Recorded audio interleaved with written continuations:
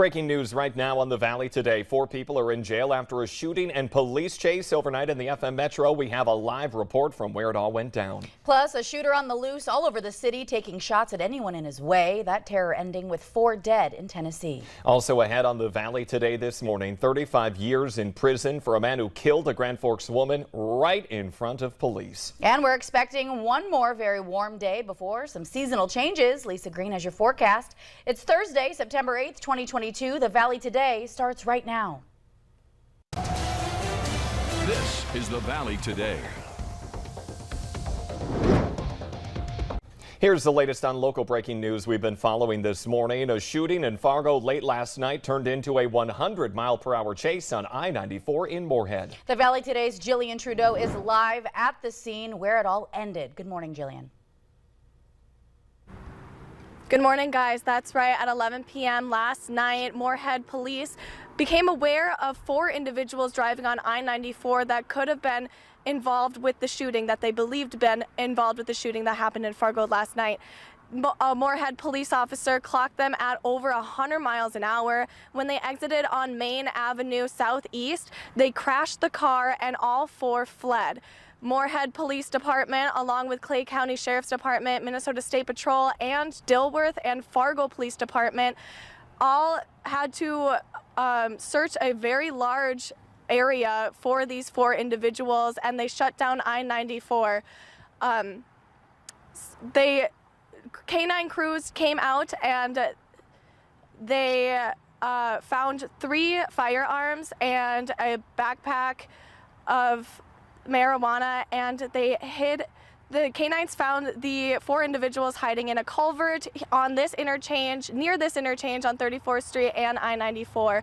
All 4 were detained. The 18-year-old driver, Daniel Seiss, was arrested for fleeing, and this is an ongoing investigation, so we'll keep you updated. Again, multiple agencies responding there. Thank you for the live look and the live update.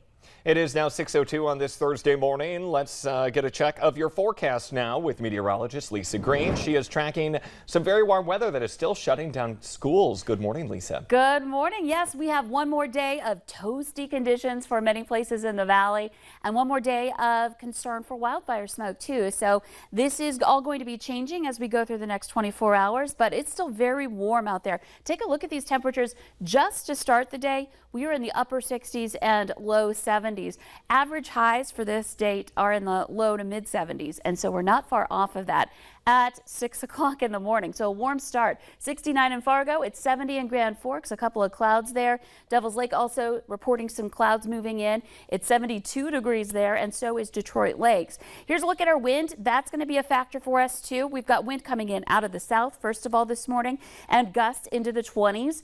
And then this afternoon, we'll start to see that wind turn northerly behind a cold front, and that will bring some much cooler air into tomorrow. Here's a look at our radar right now. We're looking at conditions and satellite picture that are getting more cloudy, and up to the north you might be experiencing a few sprinkles or a light shower stretching down toward Devil's Lake.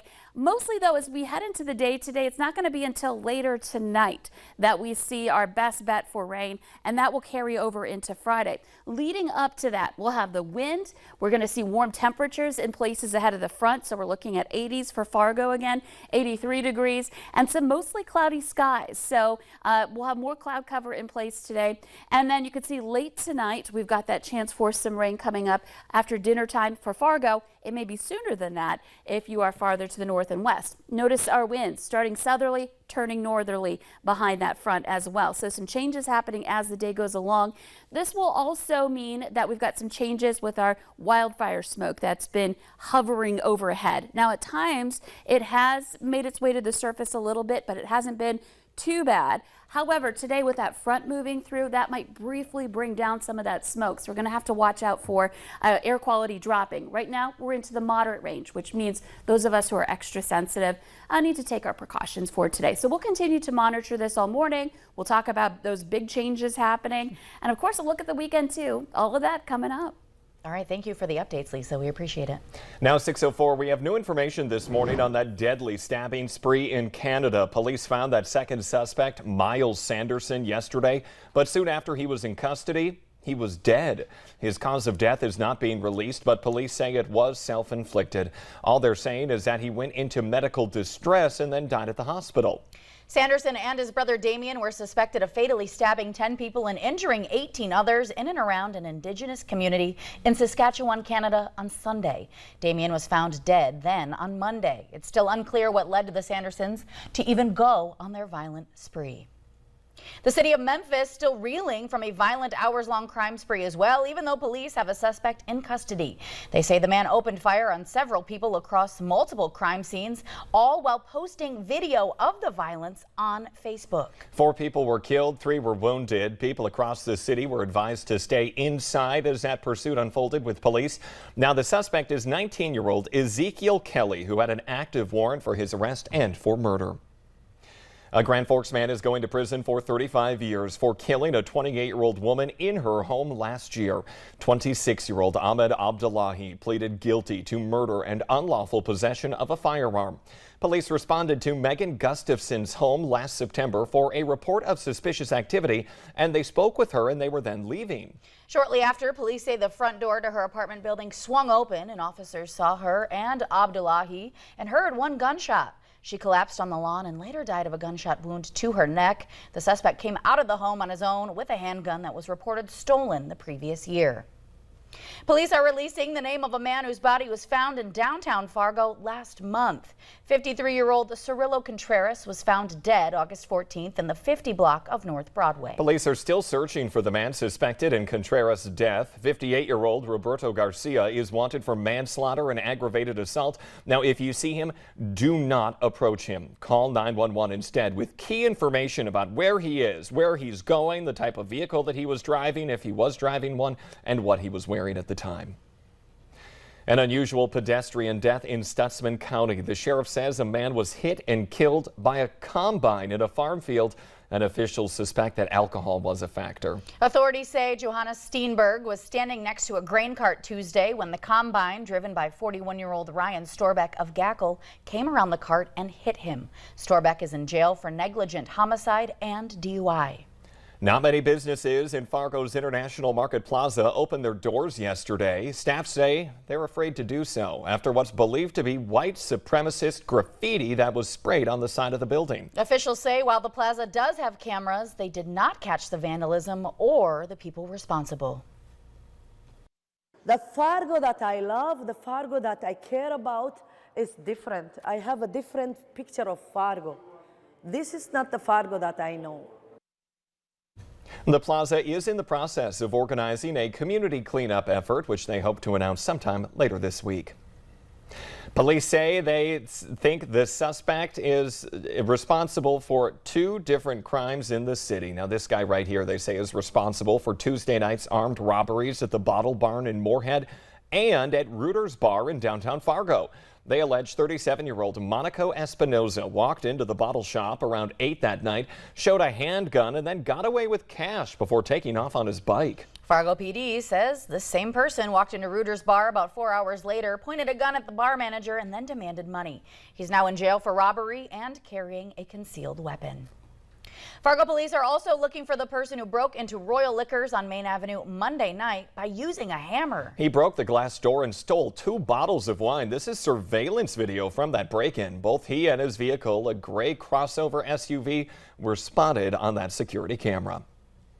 Stifling, stuffy, and downright miserable. There are a lot of ways people are describing what it's like when extreme heat hits some Grand Forks schools that do not have air conditioning. Now, the superintendent of the district says some classrooms are exceeding 90 degrees. However, relief is likely years away. Valley News Team's Aaron Walling explains. So just really miserable for everybody in there. Sarah Dobrovoni is a paraprofessional at Viking Middle School, one of the schools in Grand Forks without air conditioning. While the shorter school days due to the heat in the buildings is a frustration for educators like Dobrovoni, the impacts in the classroom can also be felt. Kids definitely get crankier. Their behaviors act up a little bit more. Even kids that don't normally act up, like it's just so hot and sticky in there. And like even as an adult, like I get a headache. I don't feel very good. So I imagine they feel the same way and probably even worse. So it's just really hard for them to learn in when all they can think about is how hot they are. The problem with heat is nothing new in Grand Forks. Aaron Bierke was a student in the district in the 80s and 90s and remembers the hot days vividly. It's miserable. As a student, we hated it. You're tired. You can't focus. You know, when I'm hot and tired as an adult, I'm cranky. I don't want to be there. I avoid it and I can leave. I can move to another room. I can move to another building. I can say, hey, this is too much, and I'm walking away. You can't do that as a student. According to the district superintendent, Terry Brenner, some of the classrooms exceed 90 degrees, Viking Middle School being the hottest. We had kids going home sick. We had kids going home with headaches. We had kids going home who were nauseous. I heard from a couple of parents regarding those situations, and they're just really not good learning environments at all. Some people on our Facebook page have posed questions like, why not use fans or just open windows? Brenner says they're already doing that. He says staff open the windows early in the morning and run fans, but it isn't enough. If you go in a sauna and you shut the door and you turn a fan on to blow air on you, all you're doing is just blowing hot air around. But a fix is likely years away. As Brenner says, they're facing challenges of getting labor and materials. Deborah Volney hopes it's sooner rather than later. Each year it's just getting hotter and hotter. In Grand Forks, Aaron Walling, Valley News Live. Today marks the third day this week that 5 schools will have early dismissal. Still ahead on your Thursday morning, the average age of people who suffer their first heart attack is 67, but for police officers, much younger at 49. A new partnership with Essentia Health and West Fargo PD is trying to spot that trouble early. Also, right after the break this morning, we're going over to Lisa Green. She explains what we can expect as we take that live look down in Hankinson. Stay right here.